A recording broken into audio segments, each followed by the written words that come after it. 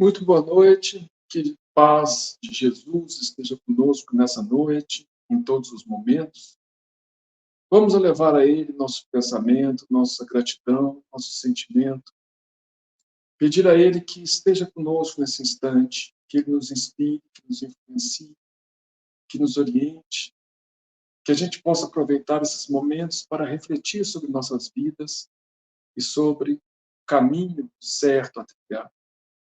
Obrigado, Mestre Jesus, abençoe nossos lares, abençoe o Brasil, abençoe especialmente nossos irmãos lá no Rio Grande do Sul, que sejam amparados, que possam ser assistidos, que possam ser envolvidos para encararem com coragem, com fé, com esperança, a situação difícil em que se encontra. Abençoe toda a humanidade, Senhor, que possamos estar contigo em todos os momentos, que assim seja. Hoje, então, nós vamos ler o capítulo 15 do livro No Roteiro de Jesus, psicografado pelo Chico Xavier e ditado pelo espírito Humberto de Campos. E o capítulo tem como título Parábola Simples. Diversos aprendizes rodeavam o Senhor em Cafarnaum, em discussão acesa com respeito ao poder da palavra, acentuando-lhe os bens e os males. Então, estavam discutindo lá em Cafarnaum, onde ficava a casa de Simão Pedro, sobre o poder da palavra e os bens ou males que ela pode produzir. Propunham alguns o verbo contundente para a regeneração do mundo, enquanto outros preconizavam a frase branda e compreensiva. Reparando o tom de azedia nos companheiros irritadiços, então estavam discutindo e se sentiram ali meio com conflito. Começavam a ter uma discussão ali, ficar nervosos, né? Bem humano, bem igual a gente mesmo. E aí o mestre interferiu e contou uma parábola simples. Certa feita, narrou com doçura, o gênio do bem, é uma parábola, uma história com fundo moral, né? O gênio do bem, atendendo à prece de um lavrador de vida singela, emitiu um raio de luz e insuflou sobre o coração dele, em forma de pequena observação carinhosa e estimulante, através de uma boca otimista. No peito do modesto homem do campo, a fagulha acentuou-se, inflamando-lhe os sentimentos mais elevados, numa chama sublime de ideal do bem, derramando-se para todas as pessoas que povoavam a paisagem. Então, o gênio do bem, um anjo, né, insuflou no coração de um homem um pensamento otimista. E aquele ali foi crescendo dentro dele e foi transformando, né, foi derramando-se para as pessoas que conviviam com ele. Em breve tempo, o raio minúsculo era uma fonte de claridade, a criar serviço em todos os círculos do sítio abençoado. Sob sua atuação permanente, os trigais cresceram com promessas mais amplas, e a vinha robusta anunciava abundância e alegria. Então, sob a inspiração desse pensamento otimista, que penetrou no coração do homem e se espalhou pela comunidade inteira, os gás, né, as plantações de trigo, cresceram, e a vinha, né, as plantações de uva também, anunciavam abundância e alegria. Converteu-se o raio de luz em esperança e felicidade na alma dos lavradores. E a seara bem provida avançou, triunfal, no campo venturoso para todas as regiões que o cercavam, a maneira de mensagem sublime de paz e fartura. Então, aquilo ali espalhou para todas as regiões em volta. Muita gente acorreu àquele recanto risonho e calmo, tentando aprender a ciência da produção fácil e primorosa, e conduziu para as zonas mais distantes os processos pacíficos de esforço e colaboração, que o lume da boa vontade ali instalara no ânimo geral. Então, tem muita gente fora para aprender com eles como é que eles iam, como é que eles estavam conseguindo produzir tanto, como é que eles estavam conseguindo viver daquela forma, né? E levavam para outras regiões esses processos, né, pacíficos de esforço e colaboração.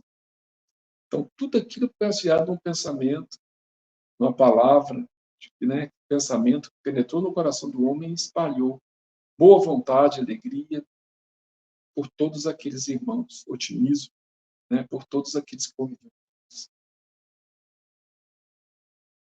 Ao fim de alguns poucos anos, o raio de luz transformara-se numa época de colheitas sadias para a tranquilidade popular. O mestre fez ligeiro intervalo e continuou.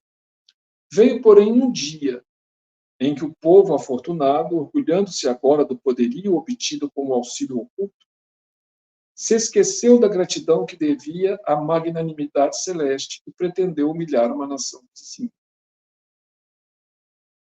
Isso bastou para que grande brecha se abrisse à influência do gênio do mal, que emitiu um estilete de treva sobre o coração de uma pobre mulher do povo por intermédio de uma boca maldizente. Tanto o outro recebeu um pensamento de otimismo através da boca de uma pessoa também. Aqui aconteceu o contrário. Aquela nação, aquele povo, com tanta prosperidade, subiu a cabeça, né, a riqueza, a prosperidade, e resolveu humilhar uma nação vizinha. Então, com isso, abriu brecha para a influência do gênio do mal. Quer dizer, nós é que abrimos a brecha para a influência daqueles irmãos em desequilíbrio. Nós é que abrimos a brecha em nossos corações para a influência do mal. Que ele não vem até nós, não chega em nós, se nós estivermos vigilantes, se nós não deixarmos essas brechas entrarem. Então, através de uma mulher do povo, no coração de uma pobre mulher do povo, foi esse estilete de treva, ele fala aqui, um pensamento ruim. Uma pessoa só. A infortunada criatura não mais sentiu a claridade interior da harmonia e deixou que o traço de sombra se multiplicasse indefinidamente em seu íntimo de mãe enseguecida. Então, aquilo começou a germinar também, né? E ela ficou cega de maldade, de revolta, né?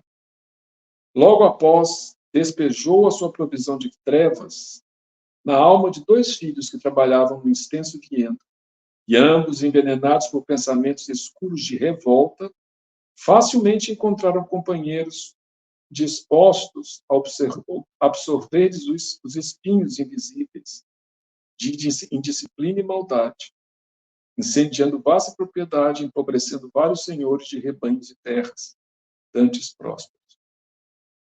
Então, aquele pensamento de revolta, de maldade, né, rapidamente se espalhou. Da mulher para os 2 filhos para vários amigos. Rapidamente, a coisa transformou a região. A perversa iniciativa encontrou vários imitadores, e em tempo curto estabeleceram-se estéreis conflitos em todo o reino. Então, eles botaram fogo nas propriedades, outras pessoas resolveram fazer o mesmo, e logo começou a ter conflito generalizado no reino. Administradores e servos confiaram-se desvairados a duelo mortal, trazendo o domínio da miséria que passou a imperar, detestada e cruel para todos. Então, a consequência disso foi a miséria, a fome, a tristeza, sofrimento, inspirado por um pensamento. O divino amigo silenciou, então Jesus acabou de contar a parábola e acrescentou: nessa parábola humilde, temos o símbolo da palavra preciosa e da palavra infeliz. Uma frase de incentivo e bondade é um raio de luz, suscetível de erguer uma nação inteira mas uma sentença perturbadora pode transportar todo um povo à ruína. Pensou Jesus e concluiu: estejamos certos de que se a luz devora as distâncias, iluminando tudo que se lhe oferece, a paisagem, a treva rola também, enegrecendo o que vai encontrando. Em verdade, a ação é dos braços, mas a direção vem sempre do pensamento, por meio da língua. E sendo todo homem filho de Deus e herdeiro dele, na criação e na extensão da vida, ouça quem tiver ouvidos de ouvir. Então, aqui ele mostra a importância da palavra e como ela pode erguer uma nação ou pode sucumbir, fazer ela se arruinar.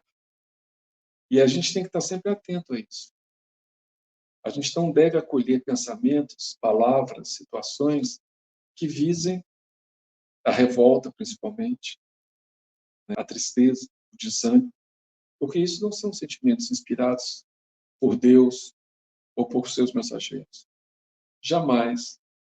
Eles nos inspiram sempre pensamentos de otimismo, de confiança, de bondade, de trabalho, então, de coragem. Então, esses são os pensamentos que a gente deve acalentar. A gente recebe hoje em dia muitas informações da internet, das televisões, enfim, rádio, jornais, revistas, né? E tantas coisas, livros, que a gente tem que saber selecionar. Tem livros, programas de televisão, páginas de internet que são verdadeiros tóxicos mentais. Se a gente absorver, a gente vai adoecer. E a gente vai fazer adoecer as pessoas também que convivem conosco. Adoecer espiritualmente falando. Se encher de raiva, de cólera, de revolta, de inconformação, o que vai trazer uma tristeza enorme para todos. Vamos ficar confiantes. Vamos ficar atentos ao que nós temos falado e ao que nós temos ouvido, ao que nós temos lido e ao que nós temos escrito.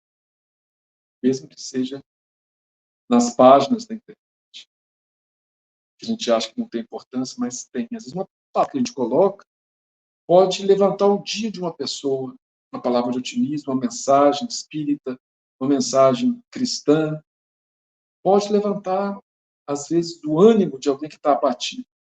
E, ao mesmo tempo, às vezes, algum pensamento de revolta que a gente resolva compartilhar, por exemplo, pode, às vezes, culminar até mesmo um crime. Depende de quem vai ler. A gente tem responsabilidade sobre isso. Então, que Jesus nos ampare, nos inspire para que possamos sempre levar o otimismo, levar a bondade, a generosidade para todos. E que a gente sirva sempre de intermediário para os espíritos do bem, que querem o reerguimento da humanidade, e não a sua destruição, não o ódio de irmãos contra irmãos, mas o entendimento, a fraternidade e o amor. Que a paz do Senhor Jesus esteja conosco, agora e sempre. Que assim seja.